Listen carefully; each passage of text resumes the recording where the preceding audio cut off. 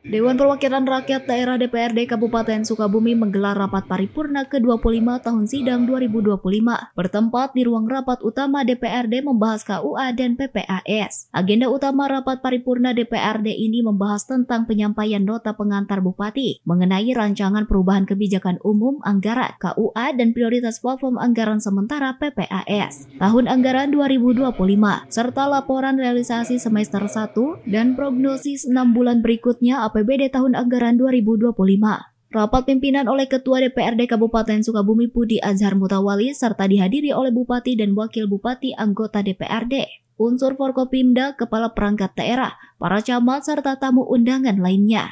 Dalam rapat tersebut, Bupati Sukabumi Asep Zapar menyampaikan bahwa penyusunan rancangan perubahan KUA dan PPAS merupakan bagian dari siklus pengelolaan keuangan daerah sebagaimana diatur dalam Peraturan Pemerintah Nomor 12 Tahun 2019 dan Peraturan DPRD Kabupaten Sukabumi Nomor 1 Tahun 2024.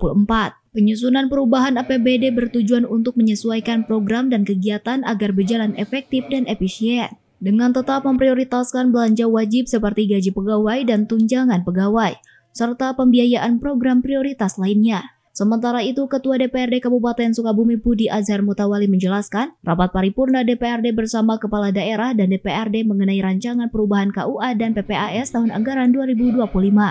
Setelah penyampaian nota pengantar, DPRD akan melanjutkan pembahasan secara bertahap sesuai jadwal yang telah ditetapkan melalui rapat kerja komisi. Rangkaian rapat ini merupakan langkah penting dalam menjaga akuntabilitas dan efektivitas pengelolaan anggaran untuk percepatan pembangunan dan kebutuhan pembangunan Kabupaten Sukabumi.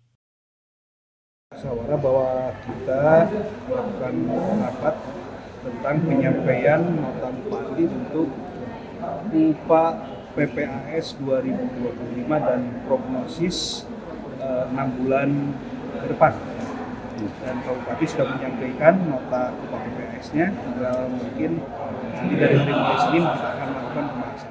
Dari Pelabuhan Ratu Kabupaten Sukabumi, Indra Sopian, Tim Liputan MGS TV melaporkan.